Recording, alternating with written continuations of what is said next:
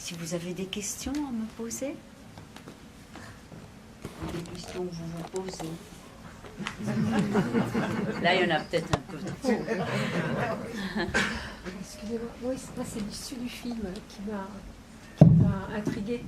Je pensais qu'ils allaient se réunir dans la mort ou autre chose. Oui, c'est ça.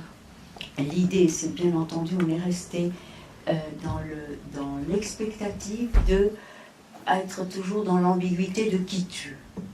Mais néanmoins, au moment où il y a la descente de police finale, Michel Faux dit « tuez-les, pas de témoins ». Voilà. Et donc, il y a cette hypothèse que quand les fameux couples qu'il a engendrés, et le film débute comme ça, ne marchent pas, on étrangle les filles. Enfin, pas de faux objets, enfin de ratage. Donc on fait disparaître les sujets voilà. Et en réalité, Nicolas et donc l'urgentiste avec qui on a écrit voulait toujours que reste en suspense qui tue et que l'idée, la possibilité que ce soit Nicolas reste. Voilà. C'était assez compliqué, cette idée de un peu comme Borges, des hypothèses ouvertes, des scènes qui ne terminent pas. Et puis, il y avait aussi cette idée que Nicolas, la femme qui lui était vraiment destinée, c'était Asia, c'était la femme du début. Voilà. Et que cette grande machination dans laquelle il est tombé malgré lui ne faisait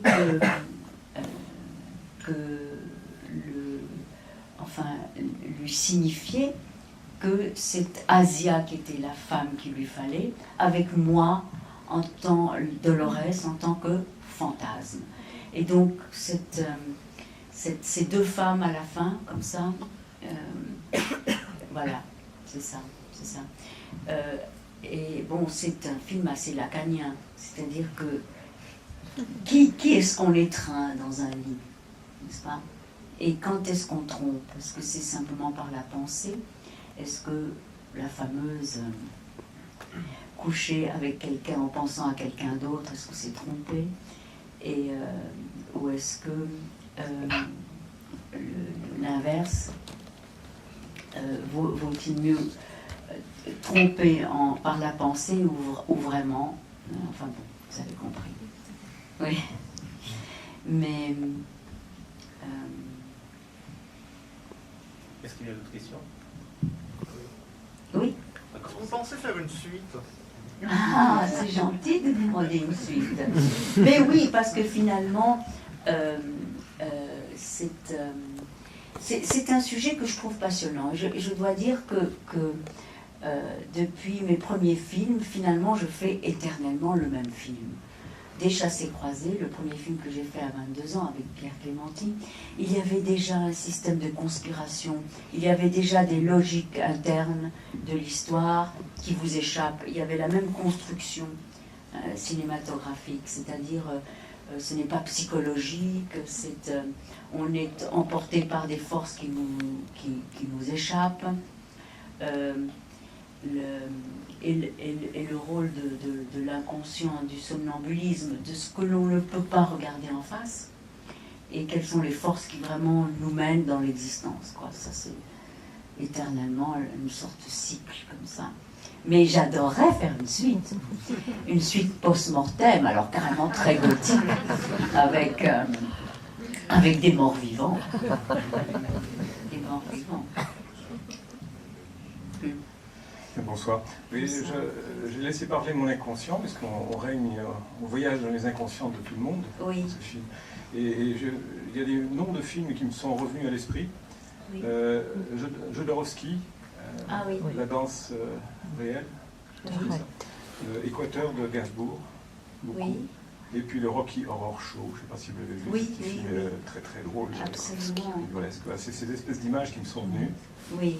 avec un monde un peu gainsbourgien. Oui, d'ailleurs. Sur quelle de ces images vous vous raccrochez le plus? Je n'ai pas vu Équateur, malheureusement. Rocky Horror Show, je l'ai vu. Et le troisième, c'était Jodorowsky. Jodorowsky. Et Jodorowsky, oui. Bon, Jodorowsky, c'est en effet dans la lignée du mouvement panique, surréaliste, du cinéma qui n'est pas là pour être articulé autour d'un complot central, mais au contraire des chemins qui bifurquent et des sens cachés, etc. Dans ce sens-là, et les rêves. Mais oui, peut-être, c'est vrai. Mais je n'aime pas tellement Jodorowsky, je dois dire moi-même, parce qu'il y a quelque chose de profondément gargantuesque, baroque, brutal, ricanant, que je n'aime pas. Un burlesque très, très obscène. Mais c'est intéressant, bien sûr. Ouais. Et je suis contente que ça vous ait évoqué tout ça. Oui. En réalité, celui que nous avons le plus suivi, c'est plutôt Lynch. Mais Lynch a une esthétique plus épurée. Celui-ci est vraiment très saturé de spectacle. Il y a un côté que je voulais, parce que j'aime ça au cinéma, un côté très spectaculaire, Marvel. J'aime ça. Est-ce qu'il y a d'autres questions? Pas d'autres questions. Mais en tout cas, j'étais très heureuse que vous ayez vu ce film.